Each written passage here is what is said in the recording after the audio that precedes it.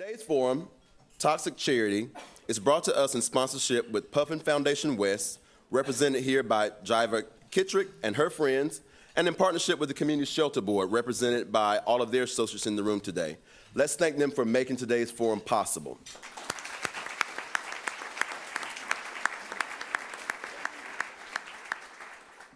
You know, as an introduction, it's kind of hard to hear, but there seems to be an issue with how we've historically tried to help people. With the best of intentions, we've given a lot of time and money to try to make sure we improve the lives of others. It makes us feel good, and we all like to give something back to the community, but at times it turns out that a hand out is not always a hand up. We look forward to discussing this topic a little bit more, and so I want to introduce you to today's panelists for our discussion. My friend representing as the Executive Director of the Community Shelter Board, Michelle Heritage, President of the Nationwide Foundation, Chad Jester, and Executive Director of Compass, Fredericka Wallace-Deena, and of course our honored guest today will be Robert Lupton. Mr. Lupton will make opening remarks, and then Michelle will host a panel discussion. Robert, the podium is yours.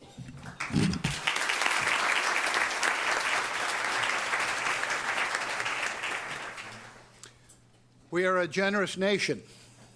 Recent reports said that 90% of the U.S. population is involved in one way or another with charitable involvement. Of course, schools, churches, but that's an enormous section of our community. Volunteerism is a national norm. In Atlanta, you can't graduate from high school unless you've done 75 hours of community service. The corporations are involved in that, churches are involved in that. At every strata of our society, volunteerism, caring for others is an important part of our DNA. We collect and distribute millions of tons of clothing and food, distributing that to the poor of our nation as well as the poor of the world. The question we have to ask is, with all of this charity, with all of this outpouring of compassion, are the poor becoming less poor as a result of it? The answer to that is not a positive one. As a matter of fact, there may be a moving of the poverty needle in the wrong direction. Why is that so? Well, for the last 45 years, I have been involved serving in the inner city of Atlanta, moved there with my family, and the idea was to be a positive influence in a declining community. One of the first things I saw when we moved in was something that was quite disturbing to me. For about 10 years, I had commuted into the city from the suburbs and established a number of programs that I felt very good about in our community. Probably the one that had the most excitement was what we called our Adopt-A-Family at Christmas time. That's when I would give the names of kids that weren't going to get anything for Christmas to caring people from around the city, and on Christmas Eve, they would deliver those toys to the homes of those children. And it created a lot of excitement. The first year that we were neighbors in the community, and I had time to be in the homes of some of the recipient families, when the gift-bearing families arrived, I noticed something that I had never seen before. The children, of course, were very excited, like Santa Claus coming. The moms were gracious, a little reserved, a little embarrassed perhaps. But if there was a father in the household, he just disappeared. He was gone out the back door. And it dawned on me what was happening was that these parents in front of their kids were being exposed for their inability to provide. And the moms would endure that indignity for the sake of the kids, but it was just more than a father's sense of dignity could handle. It was as though his impotence was being exposed in front of his wife and children in his own living room. I'd never seen that before. It made me wonder, is this same kind of indignity going on in our other programs, our clothes closet, our food pantry? Were we actually diminishing folks that we were there to help, to serve among? I noticed a system, I noticed a downward spiral in the kind of one-way giving we were doing. If I would give somebody something one time, it always created an appreciative response. Thank you very much. Delight. If I give somebody something twice, it begins to create a little anticipation. Oh, I wonder if he's going to continue doing this. By the third time, it's become an expectation. I know he's doing this. I know that this is like a new program, so I better get in position so that I can get what's coming next. By the fourth time, it's become an entitlement.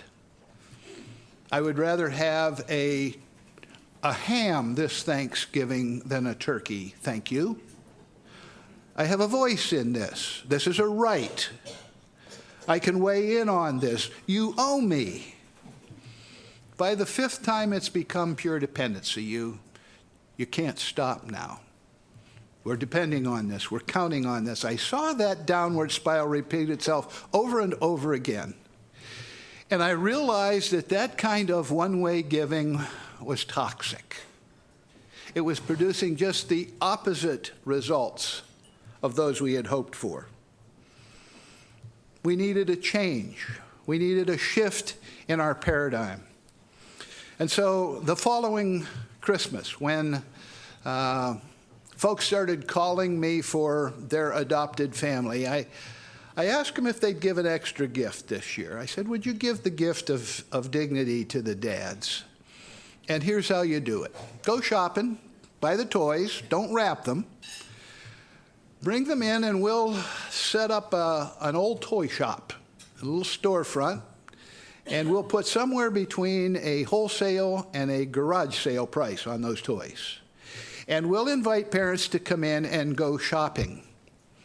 And if they don't have any money, if they're unemployed, well, we're creating cash flow here. That means that we can hire unemployed parents so that they too have the money needed to buy toys for their kids. Then on Christmas morning, the parents in our community will have the same joy that most parents do in our culture of seeing their children open the gifts that they have selected and purchased through the efforts of their own hands, and there will be dignity in the process of exchange. Well, that's a quantum leap, asking folks to let us sell the toys that they're used to giving.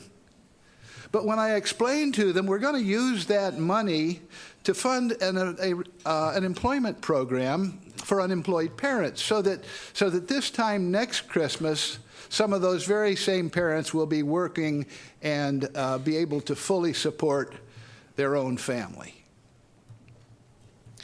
The extra gift that I was asking for, I said, do you know that feeling that you get when you give those kids those gifts and you see how excited they are? You know what that does in your spirit? That's what I want you to give to the dads, so that on Christmas morning, they have that rush of emotion for providing those gifts that would delight their children's hearts. We found out something very interesting that first Christmas, that we called it Pride for Parents instead of Adopt a Family. Found an interesting thing, that parents would a whole lot rather work to earn, to purchase those toys that they knew would delight their children than they would stand in the free toy lines with their proof of poverty. We learned that. We also learned that there is a universal truth, and that is everyone loves to find a bargain. Universal. So Peggy comes home, my bride comes home this last Christmas after a grueling day of shopping, and spreads her gifts all around the living room for me to admire. And she said, and you know what? She said, I saved more than I spent. I'm not an economist, don't know how to explain that, but I do know this: she was excited about finding bargains. Why do we think it would be such a blessing to the poor to set up a system that excludes them from the joy of finding and purchasing bargains. The model has to change. The model is toxic.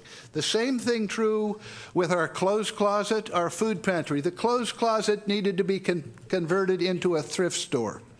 The food pantry into a food co-op. A change in the paradigm of the way that we are doing our charity. A move from toxicity to transformation.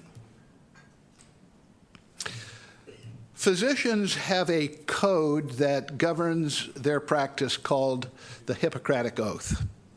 I think we who serve others need a similar oath, and so I leave you with 5 tenets that our staff has committed themselves to. Number 1, I will never do for others what they have the capacity to do for themselves.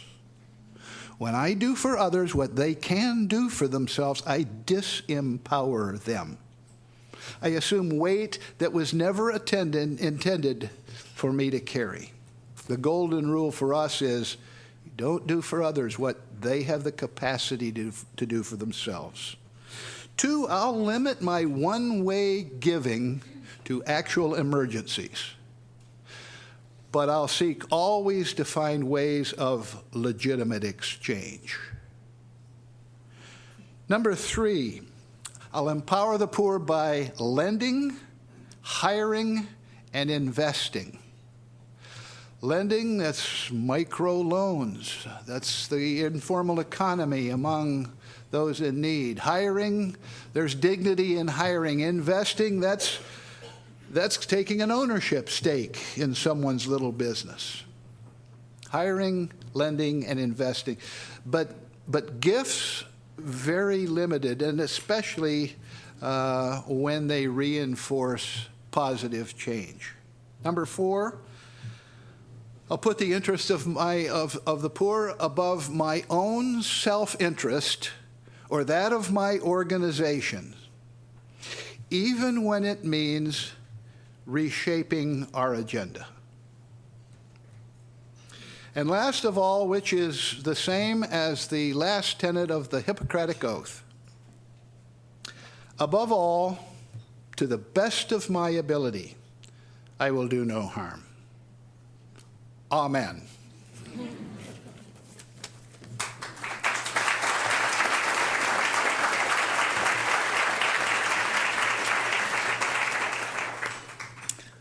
Bob, thanks so much for that. Really appreciate your comments. And we're going to dive a little bit deeper into some of these concepts to have a panel discussion.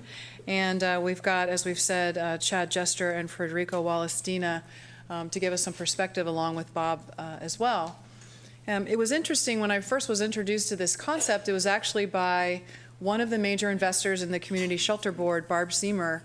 And she said, I want you to read this book. And there's only one response to a major investor in the Community Shelter Board when they ask you to do something, and that's, I'd love to do that. And I did, and it really got me to thinking. It was quite disruptive. My entire career has been around trying to alleviate either the effects of poverty or start to chop it away at the roots. But it really got me to thinking about what ways that I may be contributing to the dependency. And then when I read the book and the Columbus Foundation brought Bob previously and listened to him speak, I started to think about how does this apply to people experiencing homelessness. And, you know, when you think about folks experiencing homelessness, you think about people who are the most vulnerable in our community. Their most basic needs are not being met. They really are in a state. And tried to think about how, in the work that the Shelter Board and our 19 partners do, could we begin to think about engaging people in two-way giving, engaging in relationship, in assuring that we weren't telling people that they were helpless, that we weren't reinforcing this, that we ourselves disputed the notion that because you were experiencing homelessness, that you were a homeless person. So I wanted to start, Chad, with you. You are the leader of one of the largest foundations in the country and also a community leader. And I was wondering, as you're listening to this and in your travels kind of across the country and your work here, what are some of the concepts that, that hit you or resonated with you? Thank you, Michelle, and thanks, Bob, for being here. Actually, quite a few of Bob's concepts have struck me. So positive in many ways, also somewhat introspective in how we're doing things at Nationwide or some of the volunteer service that we're doing in the community, what we're asking of our employees, and maybe on some edges a little bit challenging back mindset. So I would start with dignity and respect is something that we all hope we are giving as we're giving of ourselves.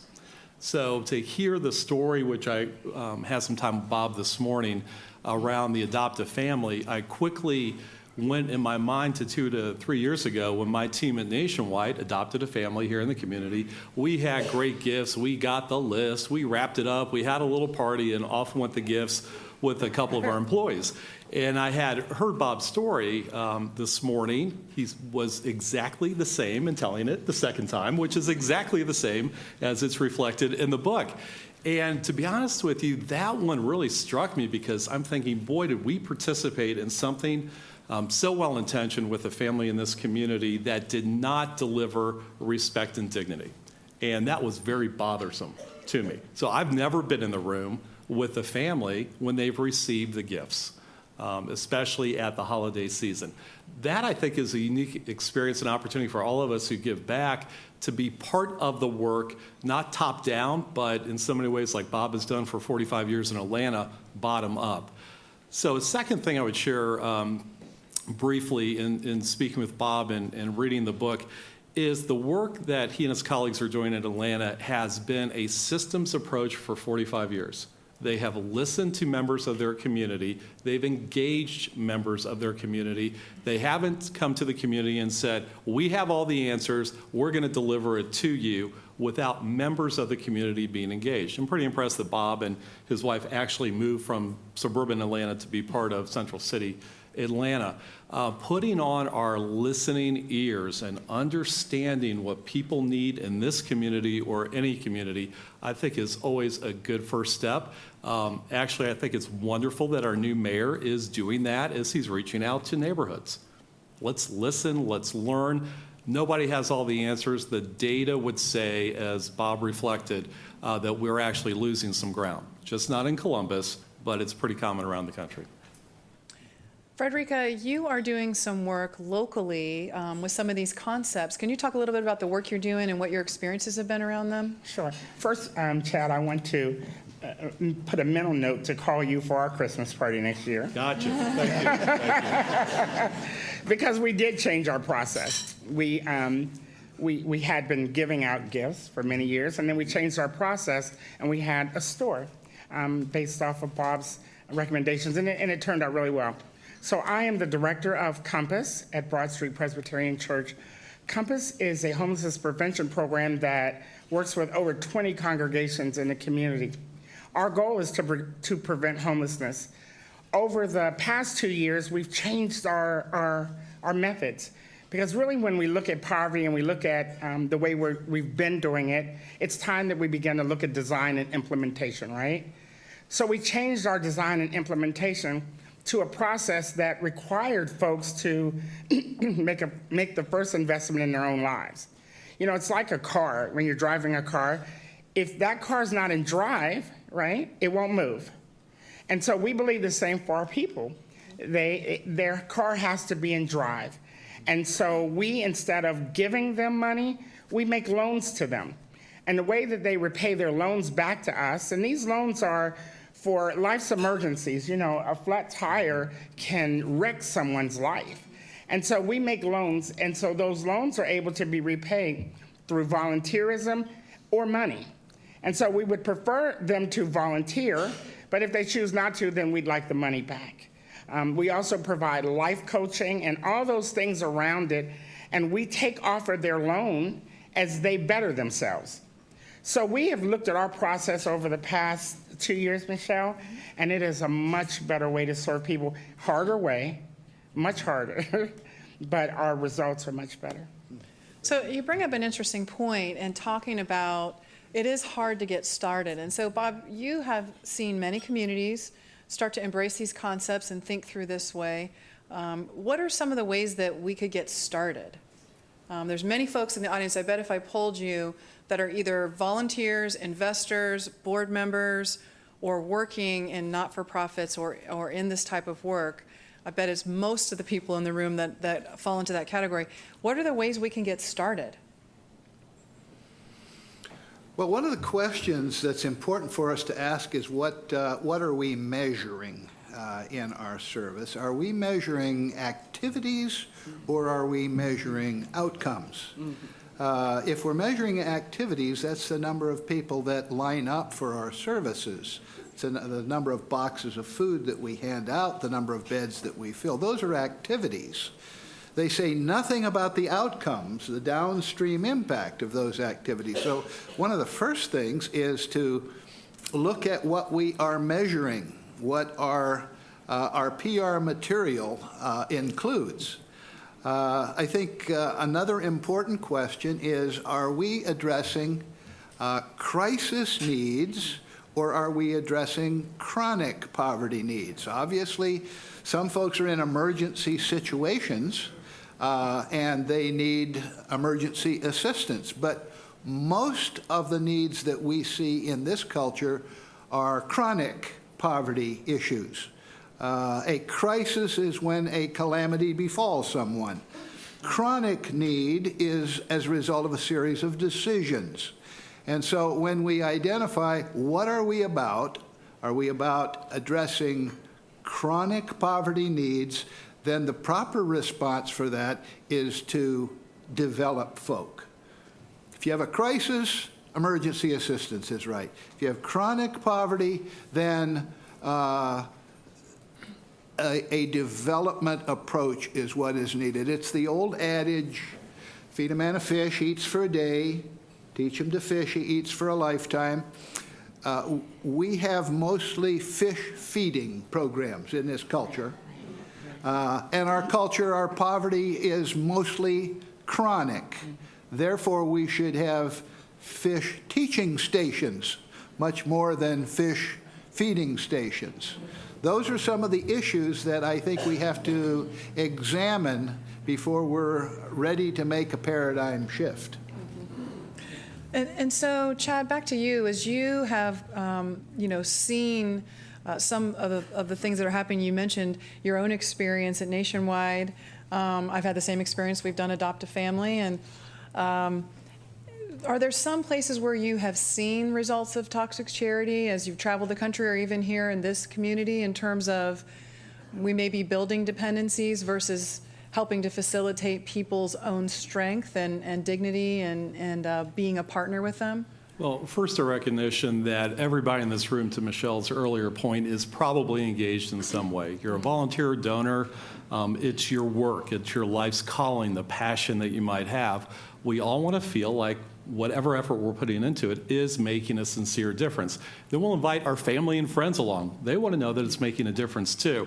It is sobering to me when we look at the data in Columbus and in other communities where we have significant investment and I would say profile of understanding what's happening in our community, and we don't seem to be moving that many people at a very quick rate from poverty to self-sufficiency.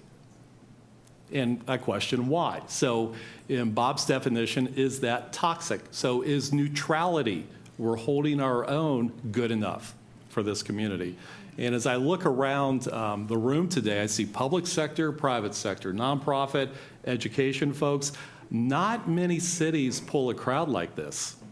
They don't have people in these different sectors coming together to say, we're in it together, let's come up with solutions. Many communities that we work in, of the 20 around the country, can't get these audiences together at the same table. So we have something really special in this city. I think we've got a lot of learnings. We've always tried to progress, and I think the best is yet in front of us. So I'll say toxic, pretty strong word, makes hair on the back of my neck stand up. I want to feel like we're all doing our best to contribute and help people change their lives and have an impact on the next generation. Not sure we're there. I think the question is, can we keep this great momentum of coming together in Columbus and do better? And, You know, we mentioned neighborhoods, and I know there's a lot of interest in neighborhoods. We've had a lot of investment in specific kinds of neighborhoods and things happening there, and we're starting to see great traction. And Fredericka and Bob and whoever wants to talk about this, one of the takeaways that I've really seen as a thread through all of these efforts is not to come in as a rescuer, as the answer people, but to really engage the community in asking the community what the solution is, and just helping the community to facilitate their own solutions. And so could any of you just talk to that issue, as we're, I think, more and more in this community understanding the power of neighbors and neighborhoods and people to solve their own problems? Sure, I'd like that. I think that that's an old conversation. I think that we've been saying this for years. How do we give power to folks to solve their own problems? The truth is we have to do it. And so as I listen to Bob, I think about our own work, and probably the work that most of you do. We have to ask ourselves, are we working for the betterment of people, or are we working for the development of people? And that's the question. And so if you can look and see that the work that you're doing is to better people, then most likely it's not being very effective. But if your work is to develop people, then you're being effective.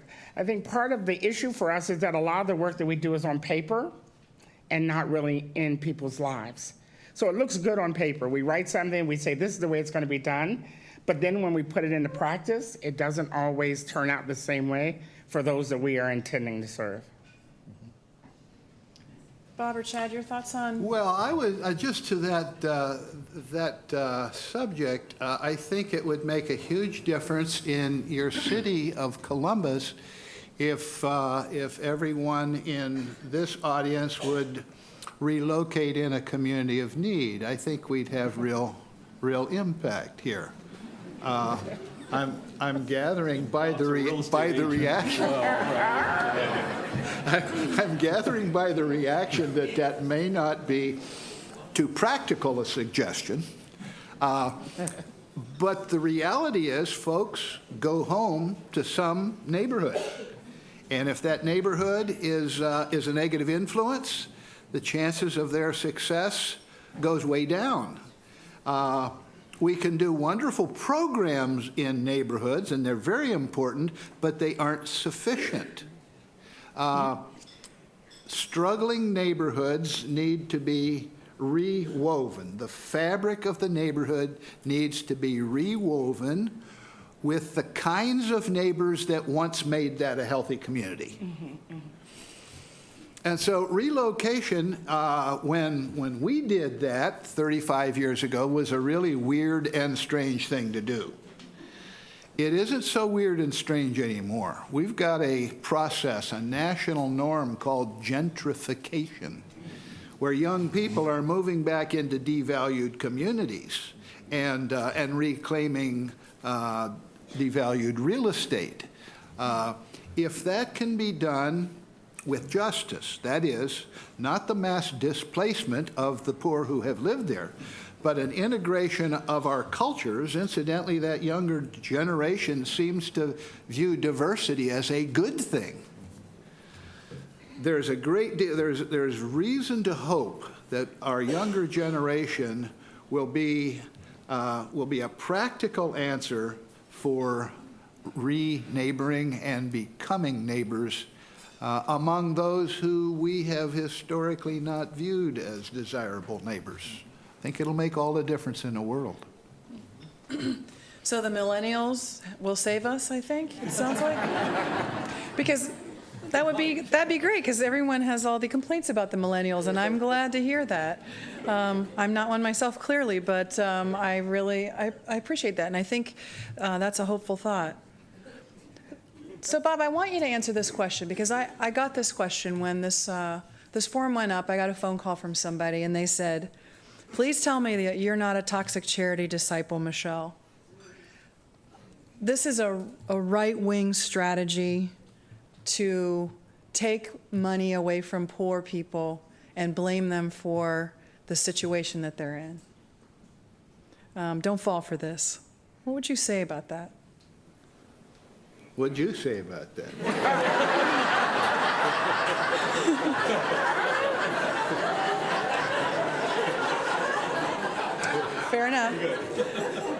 You know what I said is, I had a spirited discussion. This is a person I respect. And I said, listen, I think we harm people when we believe that they do not have the capacity to help themselves.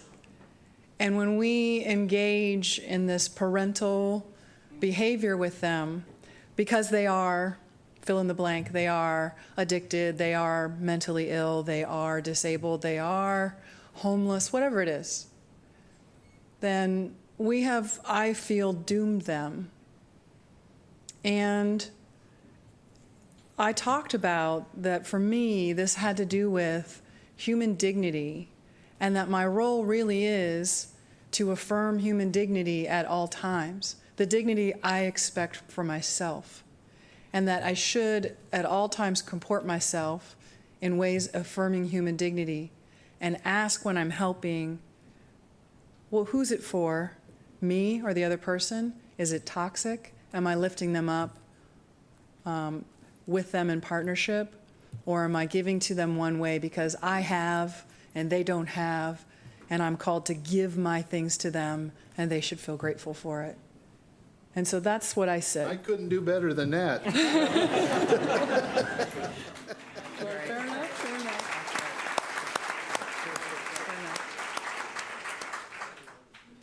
So I'm just going to ask one last question of our panel, and I'm going to shift back around. I asked this question once, I'm going to ask it again, which is, what can we do to start? How do we start? Everyone in this room is here because you care, so how do we start to try to bite off a little piece of these concepts, to take a bite of this big elephant? Maybe just one thought from each of you about how do we start as a community, personally, as an organization, whatever level you want to talk about it. Well, I would suggest you buy a copy of Toxic Charity as the first thing. And then after that, one of the most practical things that we can do is explore best practices. There are folks all over the country that are grappling with these same issues. And some of them are coming up with some pretty good solutions. Nobody's coming up with all of the right solutions. But by studying the best practices that are out there, we can continue to improve our practice here so that it's more transformative. I agree. I think that, Michelle, the worst poverty in the world is feeling that you have nothing to offer. Do you agree with that? When you think about your own lives and you think about the transformation that you've made in your own lives during difficult times, because I'm sure that everyone in this room has had a difficult time, but you felt like you had something to offer. And so I think that we have to begin to think about looking at people who are poor in a different light and knowing that they have gifts too, and that we have to be respectful of the things that they bring to us, and not that we are in the kind of the power seat. So we kind of got to give up the seat and share it. And we've got to just have the conversation. That's probably the hardest thing, is just starting with the conversation like this today. Thank you. That's a great thought. I think we do a great job in this community on the safety net, emergency basic needs, and start thinking about the system of then empowering people, once stabilized, to be all they can, to contribute, to have a job, to raise their children, to have that fabric of a neighborhood. Bob has mentioned that you need strong schools in the neighborhood to do that. You need infrastructure. You need safe housing. And I feel we're at some gap points in this community, but the great thing about Columbus is we're willing to say, we have a gap, let's come together and figure out how to fill the gap. And I'll give an example of a group of nonprofit leaders, many of whom are in the room, have come together and said, let's form a housing alliance group. We don't have enough affordable housing. We can't rely upon the federal government to come to that solution for our community. What can we do locally to learn, to understand, talk to people who don't have stable, safe housing, and come up with our own solutions? And it's a new work in progress. As I, looking at one of the leaders, he's probably thinking, don't say too much, don't sell us down the track here. But we're willing to really take a risk of having folks come together and have a tough conversation. So more to come. That's great. Fantastic. Well, this is the point in time. We've got so many folks in the audience, I'm sure, that may have questions and want to get to it. And it is CMC's tradition to take audience questions. So when you come to the mic, I want you to state your name and ask your question. And I'm going to thank you in advance for not making long editorial comments.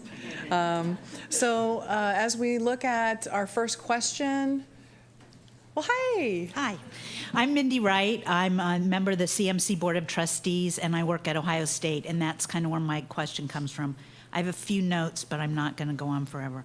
Bob, the story of the adoptive family is certainly a powerful one, but in your book, you also tell another set of stories about mission trips. And you talk about those trips as having kind of dual goals, usually trying to do good and also trying to educate a group of people who go on that trip, whether those are students or whether they're church members. I wonder if you would be willing to talk a little bit about the implications of trying to balance those two goals. And I mean, I know what your answer is, but that the negative impacts of trying to do both those things at the same time. Does that make sense? Yeah, that's a big discussion, isn't it? Briefly, just let me say that most of the kind of service that we do among the poor and developing countries, they could better do themselves. That excludes medical missions. So some of them are very important. But for the most part, the ready volunteers, who are youth as well as many adults, are doing work that could be done at least as well, probably better, by locals in the community. I think education is a legitimate expense. And in the church, Christian education has a budget. And so if we call mission trips educational, then it's more legitimate. When we market mission trips as saving the world, as going out to help those poor people that are dying without our help, it's false advertising. And I think it has the chance of setting young, naive, well-meaning minds, when they figure out that what they're doing isn't really that important. I think that can really be harmful in terms of spiritual and social development. What is really needed in developing countries is jobs, the bottom line. What moves people out of poverty is economic development. And so we've been taking the wrong people on the mission trips. We need to be taking business people and doing investment trips as opposed to service trips, where we can begin to create for-profit businesses in developing countries so that folks can begin to take measured steps to move out of poverty. We haven't done that yet. But we've been spending all of our money on, I talked with a Delta airline vice president recently. He said that Delta would have to cancel a full half of its air flights to Central and South America if it were not for the mission trip industry. So missions giving is up, but Delta Airlines is getting it all. It's time to change that paradigm. Great, thank you. Thanks, Mindy. My name is Judy Box. I've been a psychiatrist for 40 years, a landlord for 35 years, and my patients and my tenants are all poor. And I want to say first, you don't have to be millennial to move to Franklinton. I did it 2 years before I started collecting Medicare. And what prompted me to do that, years ago I heard an interview with a fellow who'd been Attorney General for the United States. Mother was a washerwoman, a widow when he was 2. And one of the questions was, how did you even know to dream to be an attorney? And he said, the dad next door was an attorney. We don't have attorneys living next door to washerwomen anymore, except in Franklinton and a few other places. 2 programs that I think do work well, and they're not the issue here today. One is Section 8, and the other is the Earned Income Tax Credit. They do promote stability, and they do encourage employment. And the one thing that I kept not hearing, and I never hear, but as a psychiatrist, I can tell you, the outcome of all of this stuff is because of what happened before we were 5. That's just a comment. Okay, thanks. Hello, Reverend. Good afternoon. I'm Richard Burnett. I'm the rector at Trinity Episcopal Church across the street, and I'm very grateful for this conversation. At Trinity, sometimes, not always, but sometimes we end our liturgy by saying, "Go in peace, remember the poor."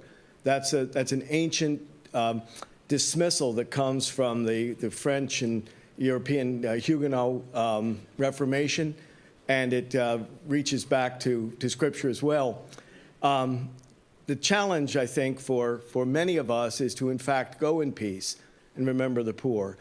And it seems to me that institutions can help us in that way.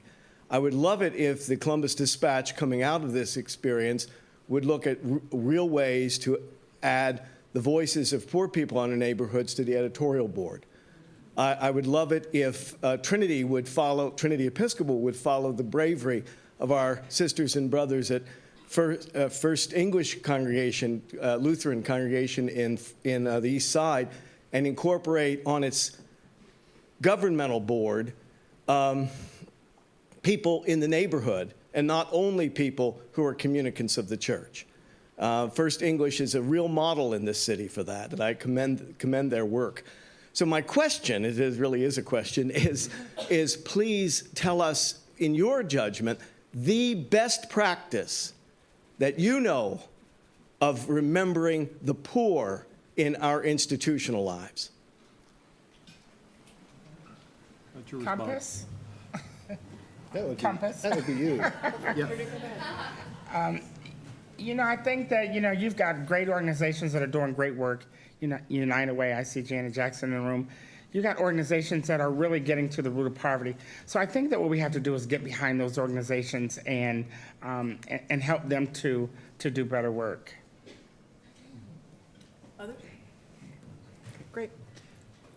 Hi, my name is Don Elijah Eckhart. I wanted to ask a question of Bob or anyone else on the panel. Do you think your 5 tenets could be applied to governmental programs? And if so, how? I feel baited. I think they should be applied to. I think there is an enormous amount of toxicity in our government, the way we are caring for those in need, which needs to be addressed. I don't think our politicians are going to address it, however, until there is a groundswell at the grassroots level demanding change and enough of a groundswell to guarantee electability. Until we have that, I don't expect that the political leaders will take the risk. Michelle, if I could add to that. A theologian and a politician. Yeah, I have a local government background from years and years ago.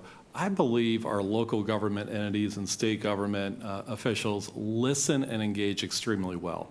A lot of examples of it, but at the government level, let's all recognize to help people in need, government is the biggest chunk of the investment. Foundations do some great work. Individuals are a huge part as well. But our local government entities really work hard to collaborate and partner in a meaningful way with other funders in the community. So it could be United Way, it could be Nationwide Foundation, any of the other corporate foundations, Columbus Foundation. In this community, nobody on the funding side comes at it thinking we have all the answers, nor do we think we can do anything in a minute way without others doing it in partnership. And I can give a lot of credit to the government officials, quite frankly, at the local level for wanting to continually be better. They push a lot of us. It's not always the other way around. It's really a strong partnership in that regard. I also think that the interfaith community has a strong voice in this whole conversation.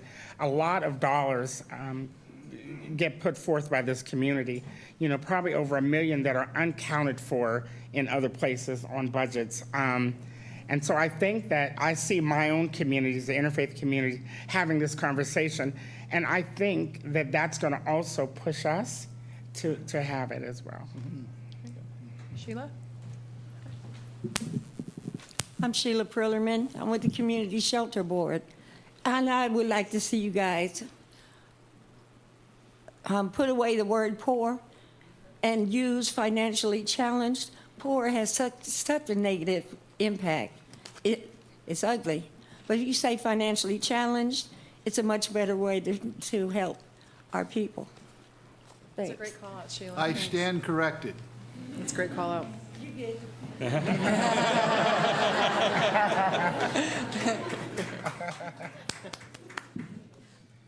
Hello, my name is Desiree Shannon. I'm an attorney, and I'm a board member of Fredericka's organization, Compass. And I want to comment. It was said here that some think that this shift towards maybe giving handouts to actually developing people is some kind of a right-wing conspiracy to cut aid to the poor. But don't you think if you're developing people, you actually need more resources, more money? I don't think that's, I don't think that's, cutting is necessarily going to get us there with that. And maybe some people think it is, but I don't. I think it takes a tremendous amount of resources, both money and talent and volunteers to help develop people that need it. Yeah, I agree. I think that pulling up by your bootstraps, it takes a lot of work. It takes a lot of work. My work was a lot easier when we just gave out money. It was a lot easier than it is now when we are actually developing people, because it means that we have to have relationships with them. And so we have to make the best decisions for them, because now we're in relationship and it's not just a check, there's someone we know. I think this is an interesting concept. We had talked earlier today, and the shelter board convened our 19 provider leaders and their board chairs and board members, along with our board members, to have a conversation with Bob. And one of the things we were really talking about, and I was trying to think through, is how do we give providers, so the folks that are on the front lines doing the work have their heads down and they are working as hard as they can, often on shoestring budgets, with their bandwidth stretched so hard. And this type of thinking really does mean that it would take more, possibly, resources, more time, more ability for folks to do that. And I think we need to challenge ourselves to say, how do we support the folks that are on the front line doing the work day to day in being able to build the internal capacity to do the kinds of things that, frankly, I think they want to do, but they're so busy with their head down. And to your point, Fredericka, it's more work to be in this kind of space. And so I would challenge us as a community to think about how we can support that among those folks who have dedicated their life to this kind of work.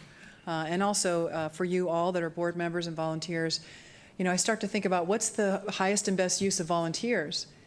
Maybe it's not, in fact, for example, serving food and putting that on the plate. Maybe it's, in fact, cooking with someone in the kitchen. Maybe just those kinds of shifts. It was interesting for me to think about how I could be part of helping our providers to do that. We've got another question. Okay. Hi, my name is Gregory Butler, and I work with the developmentally disabled for Alvis House. However, I have some personal experience regarding charities because I'm a direct beneficiary of just about every charity there is in Columbus. And, I've been there, and I want everyone to know that it can be done, that you can learn to fish and you can become self-sufficient. And I'm very grateful to have received all those benefits. And I think an air of gratitude is very important once you receive that. So I never felt entitled. I just felt very grateful that I was receiving help, and I think that's what helped me get out of the hole that I dug for myself. I wanted to ask one question to the panel, and that's what Franklin Roosevelt said: the test of our progress is not whether we add more to the abundance of those who have much, It is whether we provide enough for those who have little. And I'd just like to ask the panel, anyone who'd like to answer, what do you think of that? I agree with that. I think that Bob and I were talking earlier about the war on poverty and when those words were spoken, and that was, 51 years ago. And so then it made sense. You know, all the things that they put in place for people made sense. 51 years later, we have to relook at the design and implementation of those words. But I agree with those words. Other thoughts? No, I agree with the sentiment as well. So 51 years ago, some very strong words. Words do matter, but this community and most communities are not static. We're constantly moving, learning, changing, adapting, trying to do the best that we can. I think we're better than most at pushing ourselves to uncomfortable places, whether it might be in dialogue or trying something new. And I think, quite frankly, that comes out of this collaborative mindset. And actually, I think it's not even collaboration in this community. I feel like it's really strong partnerships. If Janet Jackson is successful and the United Way team's successful, we're all successful. If our city government, county government are successful, it's all of our success. And I think we share that accountability and responsibility as a community.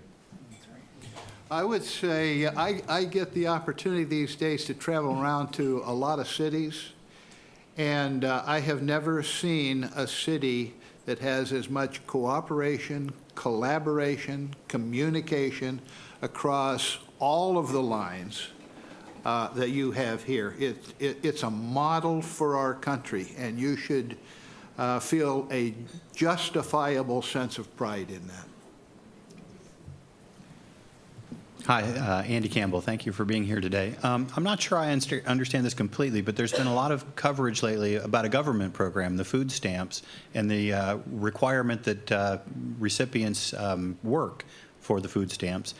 And then I understand that there's waivers for certain counties where apparently there aren't jobs available. So twofold, is there some perhaps incentive for these people to move where there are jobs? In other words, is the government subsidizing them to live someplace where there isn't any opportunity?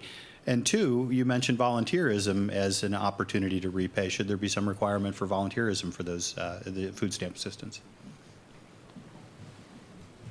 What do you think, Bob? Go ahead. Go ahead. So the SNAP program is a great program. We spent a lot of time working at the national level with Feeding America, locally with Matt Habash and about 20 other local food banks.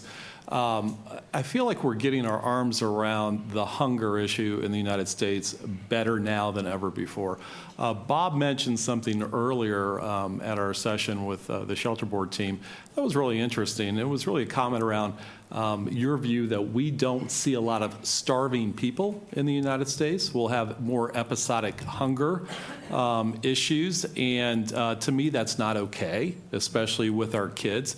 There's a whole different issue around the quality of the food, nutrition of the food, that especially our young people, but really all people have. So if Matt were here, he would probably say, based on their data of the food banks at least, most recipients of their services are coming less than 5 times a year, vast majority. So it's helping to gap fill, to fill in the blank, not that sole reliance upon.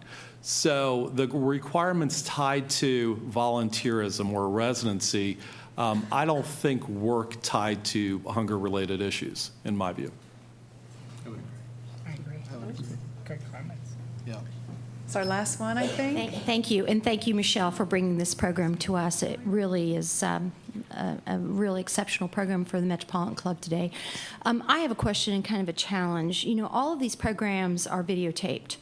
They're available for all of you to spread the word, to continue the conversation. Is there some sort of a worksheet, follow-up, discussion guide that could be developed and this program disseminated throughout the community, maybe through some of your foundations, maybe Michelle, maybe Janet, someone could take this conversation further, and maybe we regroup in a year or two to see if we have changed the paradigm in how we're doing it. Again, activities, Metropolitan Club loves convening these conversations, but if we're not creating outcomes. It's just talk. So thank you all. And if there's an opportunity to develop some worksheets, the program's available on YouTube. Great.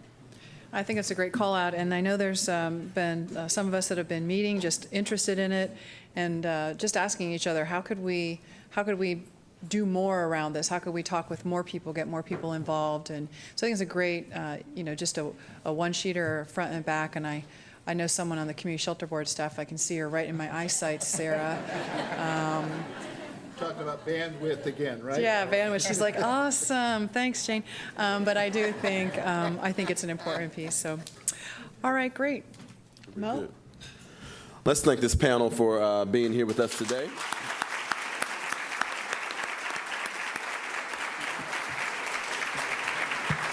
It's great as we close. I leave here thinking two things. One is, how do I think differently at the tables that we're at, trying to shape policy and approach to so much of this work. The other thing I think about is, I'm looking around this room and I think about our role here at the Compass Metropolitan Club and challenge us to be a convener of these conversations. And so it's great that it's good when a board chair and an executive director are on the same page, but challenge us to convene this conversation. There's so many philanthropic leaders here and community leaders and public servants. And we want to be a place where these conversations can happen so we can get those real results. Help me thank Bob Lupton, Michelle Heritage, Fredericka, Wallace-Deena, and Chad Jester for our panel today. And certainly to our partners at the Community Shelter Board, thank you for bringing this program to us and for elevating this issue in our community. We invite you to stay with us in the lobby for coffee and cookies. And as Jane said at the mic, the program is always available on our YouTube channel, on the CMC website, on PBS affiliates throughout the state, through the Ohio channel, and through Columbus Television. Thank you all for being here. We'll see you soon. Nice job, man. Thank you so much, Chad. Thanks for being here. This is wonderful.